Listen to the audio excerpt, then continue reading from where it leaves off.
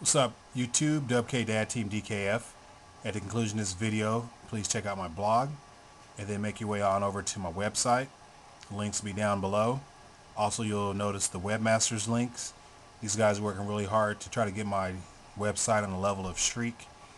I'm really impressed by the way he has his blog and website organized, and I'm trying to approach that level right now.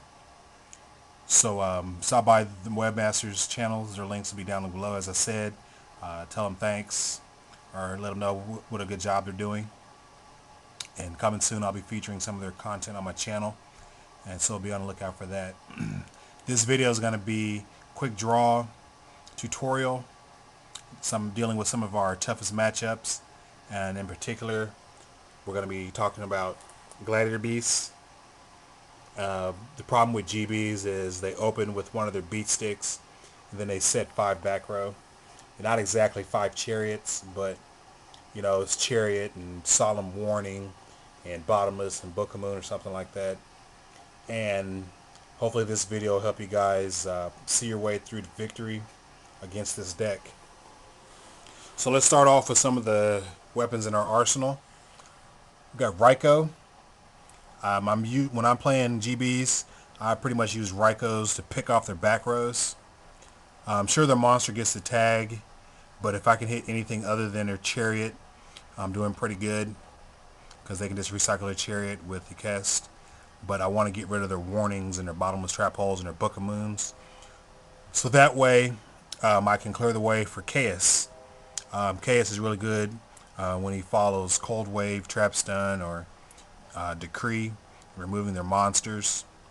And that's why I like him, especially if I can hit a Bistari, if they're dumb enough to leave a Bistari on the field, dumb enough to leave a leave a Ekest or Mermillo on the field, or even Rediari.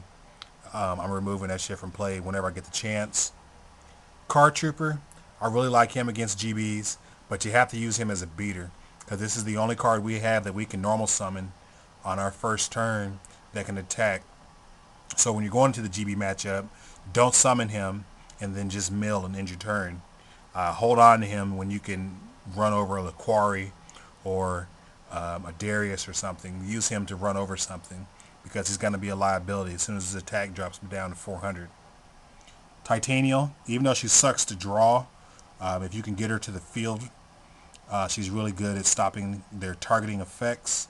You just have to be wary of the chariot, but if they don't have it, you're in pretty good position, and that's why I like her.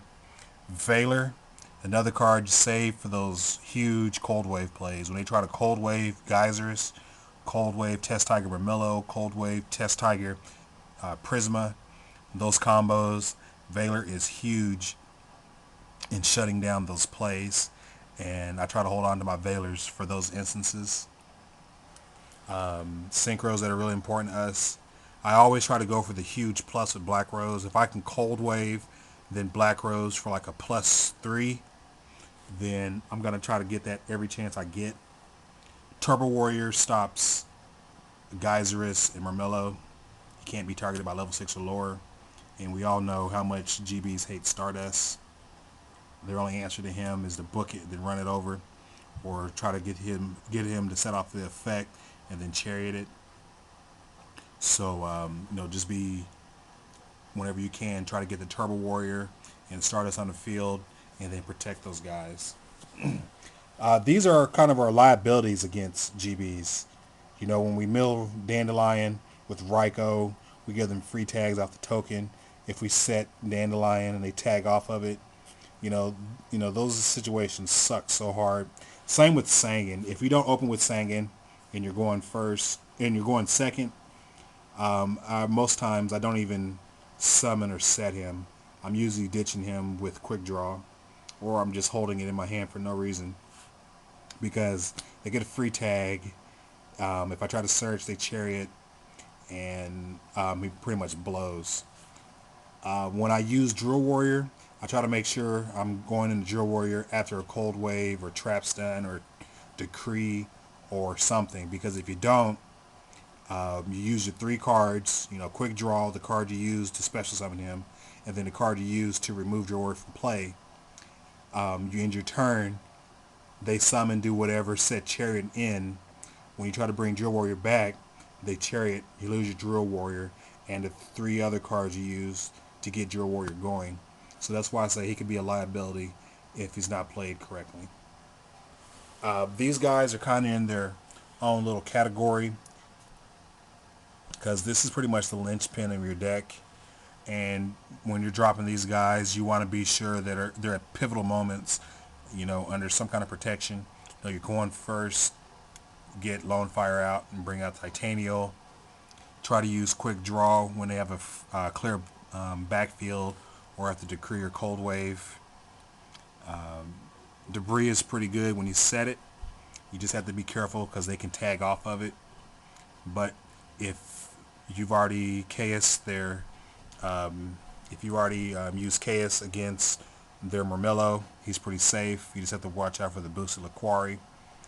But for the most part, he's pretty good. You just have to be careful of that Chariot when you try to sink into Black Rose or any other synchros when using his effect. Because sometimes they'll book the monster that you revive from the graveyard with Debris, and then he's just a 1000 attack vanilla, and they summon Ready Ari or something to run it over and get the free tag, and I hate that. Book of Moon, really good for stopping them from tagging out. Then all the other tricks that Book of Moon is good for. You can use Book of Moon to make their Chariots invalid. Book their monster, make your play when you're reading Chariot, and that's always a good option. Like I said, Cold Wave, try to Cold Wave Black Rose, Cold Wave Chaos. Whenever you can, try to get those pluses. And to you guys, that are already pretty familiar and pretty good at stopping the GB matchup, this isn't necessarily directed towards you, but there's a lot of people who struggle against the GB matchup, and this is who the video is directed at. So with that in mind, let's look at our side deck choices as well. I moved Cyber Dragon to the side because GBs aren't really a problem in my area anymore. They're not seeing much success in the YCS circuit either, but he still has his uses, and that's why I still side deck it. GBs hate Cyber Dragon. They don't want to use a warning or a bottomless on it, especially when you summon Cyber Dragon. They bottomless, okay.